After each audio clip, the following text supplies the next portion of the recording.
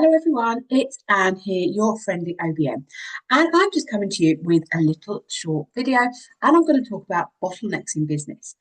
So recently I have been talking about, has your business got bottlenecks? Are there bottlenecks holding you back? But it occurred to me that actually, do you know what? This is a term that you hear bandied about, but I wanted to spend a little bit of time unpacking it. What is a bottleneck? Let's make sure that we all understand what a bottleneck is, if it's in your business, and then we can go ahead with getting it solved. So, a bottleneck is something that just holds you back. Maybe your business is feeling slow, it's feeling sluggish, the progress isn't where you want it to be. And despite all the time and effort that you are putting in, actually there's still something holding you back. But maybe you don't know what that is. So it's really looking at what is holding you back and then dealing with it. So what is a bottleneck? It is that thing, that person, that process. It is anything that slows down or blocks the flow of your business. And I mean, I love the fact that I can use wine analogy for this because, like, think about a wine bottle and it narrows at the top. So when you pour yourself a glass of wine, do you know what? It slows down that flow, which is great for a glass of wine because it means it doesn't splash everywhere. But you don't want that for your business. You don't want everything to kind of grind to a halt or to slow down because it's not getting to that neck of the wine bottle. So a bottleneck it can be a person, it can be you, the business owner. And I think sometimes that's the hardest thing to recognize because we often don't reflect on how we're doing as a business owner. We reflect on the business, we reflect on the goals, on the teams, on the processes, but quite often we don't look at us. So you can really be the bottleneck in your own business. It can be a process.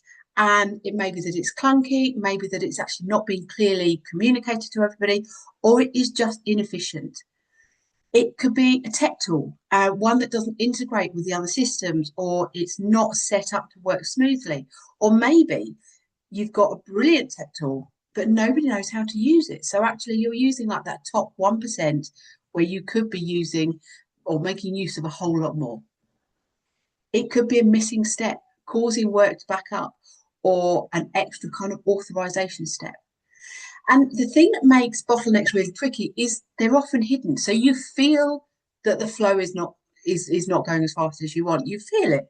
You know there's something wrong, but you can't quite pinpoint what it is. The work is still getting done. It's just slower. It's more hard work. It's not as efficient as it could be, as it should be. So day to day, what this might feel like, if you've got a bottleneck in your business, then it may be that you've got a growing team, but you're finding that they're still getting you to approve every decision. They're still asking you a lot of questions, which actually they could be dealing with themselves. They don't need to get you involved with everything. It could be that you've got some brilliant project ideas, they get started, but they never finish, or they just take forever to finish. They're certainly not finished within that deadline that you really, really wanted. You're constantly answering the same questions. Well, again, I kind of it looks back to maybe process not working or a handover to a team member not being quite what it could. And certainly this might highlight if it's you that's bottleneck, but if you take a day off, do things grind to a halt?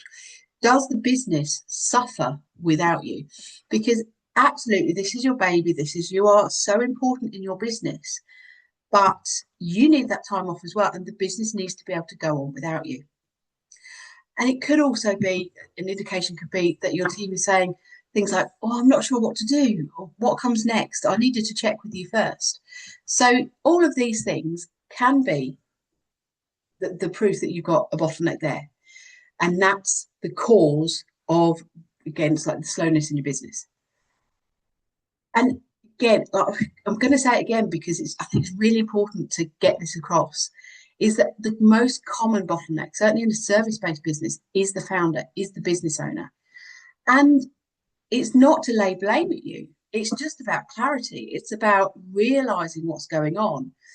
You're used to being in the middle of everything, but as your business grows, demands shift, your time needs to be spent elsewhere. But sometimes you're kind of stuck in the habits when you first started your business, and you need to grow. Your habits need to grow along with the business.